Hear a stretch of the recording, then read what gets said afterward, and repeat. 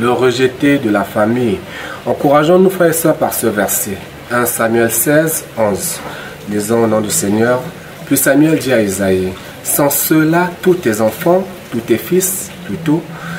Il répondit, il reste encore le plus jeune. Mais il fait paître les brebis.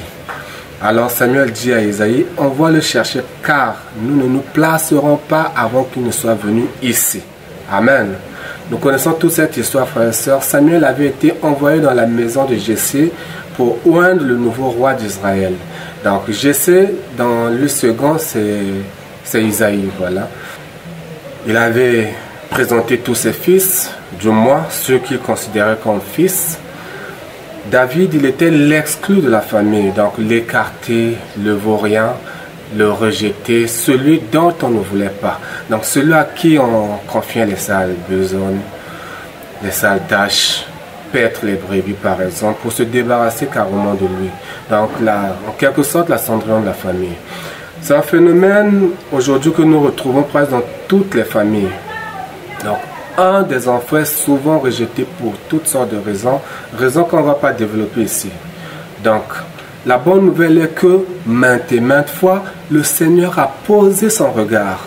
Il a posé son élection sur ces bannis-là, ces hommes rejetés. Donc, Dieu élève souvent ceux qui ont été rejetés. Amen.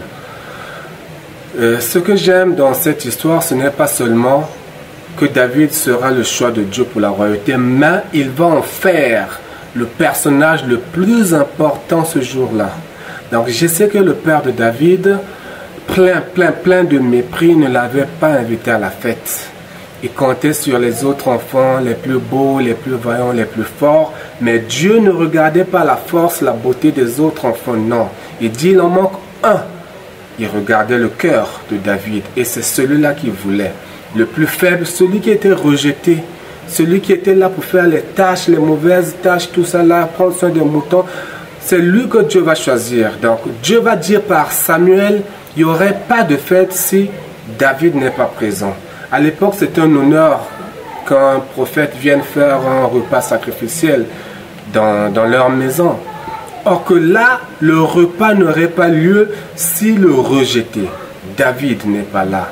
J'aime trop quand Dieu élève de cette manière quelqu'un qui a été rabaissé par les hommes, banni par les hommes. Donc, si frères et sœurs, tu te retrouves dans cette histoire, si tu es l'un de ces bannis frères et sœurs, j'espère de tout cœur que tu seras encouragé par cette vidéo. Souviens-toi frères et sœurs, que Dieu a honoré des hommes qui étaient rejetés, critiqués, alors que le monde les considérait comme des moins que rien.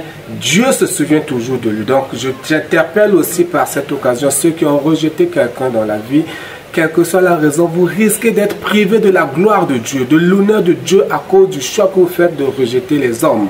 Parce que l'homme, Dieu ne regarde pas l'apparence, Dieu regarde le cœur. L'Éternel ne regarde pas l'apparence ou la beauté, non, le cœur. Donc le seul, il sait ce qui se passe vraiment dans le cœur. Il sait qui est bon, qui fait semblant.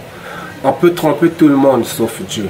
Donc sachons frères et sœurs, que plus nous rejetons quelqu'un, plus nous poussons Dieu à prendre parti pour lui. Et quand c'est Dieu qui prend parti pour un frère, je vous assure que la victoire est garantie pour le frère. Ne prenons donc pas le risque de lutter contre un frère qui a Dieu avec lui. Amen. Nous allons donc chuter, conclure. Peu importe le regard sur toi, frère, peu importe ce que les gens pensent de toi, ma soeur, l'important, c'est ce que Dieu pense de toi. L'important, c'est de plaire à Dieu, pas aux hommes. Ils parleront toujours, soit pauvre, ils diront tu es vaurien, soit riche, ils diront que tu es franc-maçon. Ils vont toujours parler. Ils critiqueront toujours quoi que tu fasses. Donc, ce qui compte, c'est ce que Dieu pense de toi. Qu'est-ce qu'il voit en toi? Qu'est-ce qu'il voit, lui, qui pénètre le cœur? Le salut, frère, est individuel. Donc, seul dans ta chambre, quand tu pleures, Dieu, il sait que tu pleures. Hein? Quand bien même tu as réussi à tromper le monde entier, tu ne tromperas jamais Dieu, il te voit. Voilà pourquoi il dit, quand tu veux prier, entre dans ta chambre, ferme la porte et prie les choses. Prie Dieu plutôt, qui voit les choses qui se passent dans le secret, va te répondre. L'important, c'est ce que Dieu pense de toi. C'est ce que Dieu dit de toi. Donc, sa parole sur toi est telle, voici un homme selon mon cœur. Dieu a fait passer David d'un homme banni à la royauté. Toi, frère et soeur, il va te faire passer de zéro à héros. N'oublie pas que l'humilité précède la gloire. Il faut être humble dans la vie. Il faut te rabaisser. Dieu va t'élever. Je vous aime bien. Merci de suivre cette vidéo. Amen.